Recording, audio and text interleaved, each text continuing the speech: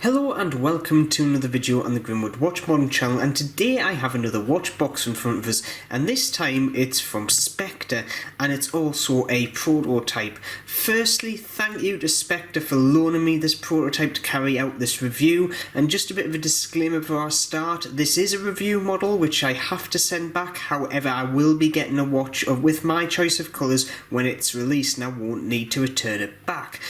The other thing is, this is a prototype. There will be some changes in between this and the actual production models, but I'll point these little bits out as I go through the video. And with all that out of the way, let's take a look at this watch, and here it is. And this is the Spectre Frostbite, and what can I say, it is a very unique and very striking looking watch. So with all that out of the way, let's dive in and have a closer look at this lovely piece. So let's start off and have a look at the specifications. So the case diameter is 42mm, overall thickness is 14.5mm, we have a lug to lug of just shy of 50mm, and we've got a lug width of 22mm. The movement in the back of this is a good old NH35, so all the good winding and hacking that comes with that. We've got an overall weight of around about 110 grams on this strap. The case is 316L stainless steel throughout. We have a double domed sapphire crystal here with a nice bit of anti-reflective coating in a nice blue. We then have a 120 click unidirectional bezel, screw down crown to help with that 200 meters water resistance, and all this is then matched up to this lovely black silicone strap. So with all the specifications out the way, let's move on and have a deeper look at the aesthetics of this piece. So I'm going to start off with the dial first, and yet again this is another part of this watch that looks like it's been designed from a blank bit of paper. It's great. So firstly, it's made up of multiple layers. I'm going to start off with the centre layer because it's the most striking in my mind, which is basically consisting of this lovely rifle pattern. It's done in a nice satin metallic green, but it's also ever so slightly domed, which just gives the dial that little bit extra depth, which I do love to see in a watch. Now at the 12 o'clock we've got the Spectre logo and obviously Spectre written out there as well, and at the 6 o'clock we've got Frostbite, 200 meter water resistance, and also automatic. But overall it just looks spectacular, and that colour green just pops lovely, I think. The other thing we've got is this bigger circle going around the circumference of this greener centre section. Now this is also done in multiple textures. The first one I can see on the inside and the outside of this grey ring is like a cast metal effect, and then going into the centre of this we've got these concentric circles running all the way around. Now this section also has the indices and the minute markers. Now the indices at first glance just look like traditional kind of billet indices. However, if you look closer, they're actually ever so slightly nipped in the centre. It looks like somebody's just gone around and nipped the centres ever so slightly, making them look ever so hourglassy, and it just looks spectacular. Now if they didn't do that, I don't think anybody would have noticed, but it's just these little design cues that you kind of pick up after looking at the watch for a while that just makes you go, there's some thought gone into this watch. Now moving on from that, we'll have a look at the hands, and this is yet again where the dial is very ingeniously designed, because each section actually caters for a separate hand. So the centre section itself is actually catering for this hour hand in here. As we can see, it's just ever so slightly touching the inner ring of the grey section. The actual minute hand there is going all the way out just shy of the actual minute markers, and the second hand is also ticking away just shy of them as well, but it gives kind of designated sections for the hours, the minutes and the seconds hand. Now these are also very slightly taped. Now as we can see there, they've got a lovely brushed finish, but they also taper from centre down to the outside, giving it a very nice pointed look. They've also got a lovely bit of C3 lume on there, very nice, very bright. You will see a lume shot of that in a second, but overall nice. The only thing that I would dare say is missing from this watch, when I say missing, I don't think it's a bad thing, is a date complication. It's an NH35 in here, it could have been on, but I think putting it in would have just upset the design ever so slightly. So in my mind actually it's a better watch for not having that feature. Moving on to the bezel, and this is one of the sections where the actual designer said was going to be improved on the production models, because he said the action was ever so slightly stiff, and in all honesty it's not actually that bad. I would say it's on par with my Zelos Hammerhead 2, which, to be honest, I do love the action on that one. Very responsive and hardly any spring back, and this one is exactly the same. So even if the production models ended up having this type of action, I'd be more than fine with that. So it's 120 click unidirectional. The grip on this is absolutely superb. Nice pattern around there to get a good grip, a good hold.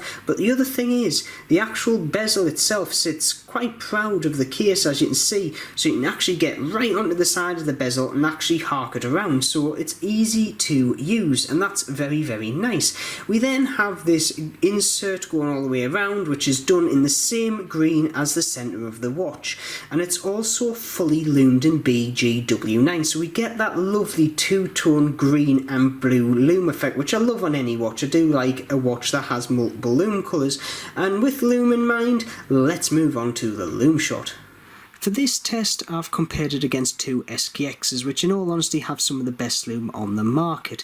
And as you can see, the Frostbite hangs on in there quite well. The first thing that goes the BGW9 on the bezel insert, however the dial and the hands hang on in there. And I have been told off Spectre they will be upgrading this lume to Super Luminova. So in all honesty, the final production models, I would dare say, will be on par with Seiko SKXs, which is something to say. But even the prototype hangs on in there and does a very good job. Now let's have a look at the strap that comes with this watch, and it's a hypoallergenic hybrid silicone strap, and it's absolutely lovely. Now firstly, we actually have the lugs matched into the silicone strap, as you can see there. So the silicone strap actually has that little pointed profile that's on the inside of the lug, so it's actually secured to the watch superbly. There's no movement in there whatsoever. It also tapers down from the case instead of out, so it fits on the majority of wrists very, very nicely. On the underside, we have a textured pattern, this waffled pattern, which I'm guessing helps get a bit of air to the underside of your wrist, but also helps grip your wrist very nicely. And on the other side, we've got the same pattern. We've got two retainers, as you can see there, but we've also got an oversized buckle with the Spectre logo etched onto the end of it. Overall, I am very happy with the strap, and it's also got quick releases on the bottom there for very fast change outs. Now, it is advertised that you can basically fit the majority of straps in here, which you could, but personally I would dare say this watch would look absolutely great on a NATO, because it would actually show off those inner profiles of the lugs, which I think should be actually shown off, whereas this strap actually hides them to a degree, and I think that's a crying shame. But if they did bring this out on a bracelet with a solid end link that matched that profile, I think that would just change the whole game. That would knock the strap out of the ballpark. For the next section, I've actually removed the strap from the watch, and the reason I've done that is because I think the strap actually hides some of the design features of the case, which should be looked at and applauded. So firstly, the case is made out of 316L stainless steel. There's nothing out of the ordinary there. However, the way Spectre have actually sculpted this into the shapes and the kind of patterns they've done is superb. Now, it's a mixture of finishes, including bead blasted in the cutouts and like a machine slash brushed on the rest of the surfaces. I have been told this will be improved on the production models, but nevertheless, even this prototype's finishing is not too bad. Now, the cutouts all the way around the watch are there for a couple of reasons. One is weight saving. I've been told it kind of reduces the weight by 2 grams. Would you have noticed an extra 2 grams on your wrist if they weren't there?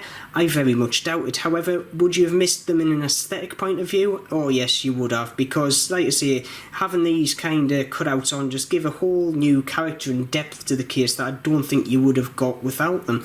And they're all the way around the watch, including the lugs, and with the lugs in question, this is one part of the watch this is the main feature of the watch I love, is the lugs, and I don't think I can say that about any other watch I've actually had through my hands. Now, the lugs on the majority of watches are ignored, I would say, and they're not very much used as a big design feature, but with this one, they very much kind of look like the ant kind of feeding parts, as in like the pincers on the front of an ant, or even if I actually turn it up that way and compare it to a picture of a green beetle, we can see it is very kind of organic looking. It looks like you could just walk off my hand if it wanted to, and that's the reason why I say organic yet industrial at the same time. The other point with the lugs is they've actually got an internal profile on them, which matches very very, very nicely with the actual profile cut into the strap, as you can see there.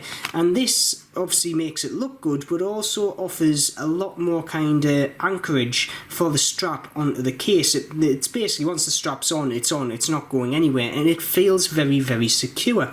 The other thing about the lugs is the wearability is superb due to the fact that the actual lugs sit a bit lower than the case back, and this means it actually follows the contour of your top of your wrist.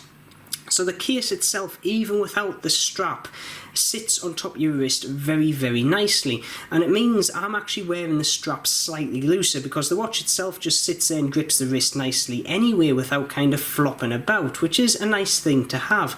Now the other point is we have a crown at 4 o'clock here, as you can see, nice grip on it. We've also got a green inlay going all the way around. There's also a Spectre logo on the side. There is no crown guards on this watch, however, because the lugs actually stick out quite a way, I would dare say you can class them as a bit of a bottom guard if you did want that. On the back we obviously have a screw down case back to aid with the 200 meter water resistance, all the specifications going around the outside circumference, Spectre logo at the top there, and we've got this lovely depiction of a shark eating a harpoon. Now I don't kind of get the relevance of this, obviously the shark biting the harpoon, yeah, bite, but I don't know where the actual frostbite comes from, but nevertheless it is a very nice depiction of a shark.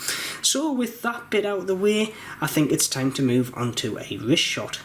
And here is the Frostbite on my 6 3/4 inch wrists, and what can I say, it wears superbly. After 3 days of use, I can honestly say I haven't got sick of it. Now the watch itself wears absolutely spot on top of the wrist, and the actual strap secures it to the wrist very, very comfortably because it's very supple. And I think the biggest reason the watch wears so well is, one, it has got, don't get me wrong, a biggish lug to lug in comparison to the case size of 50mm against 42mm. However, because the actual lugs sit further down than the case back surface, the actual watch itself kind of wraps itself around the contours of your wrist, so it feels secure on the wrist. And I actually wear this slightly looser than the majority of my watches. I like wearing them tight. However, because the watch itself actually hugs the wrist so well, I found I've loosened it off a bit and it basically stays on top very, very nicely. So overall, on the wrist, I absolutely love it. So with that all out the way, I think it's time to get on to my final conclusions. So let's wrap up my review on the Spectre Frostbite. Well, in all honesty, I've been frostbitten by this watch. I absolutely love it.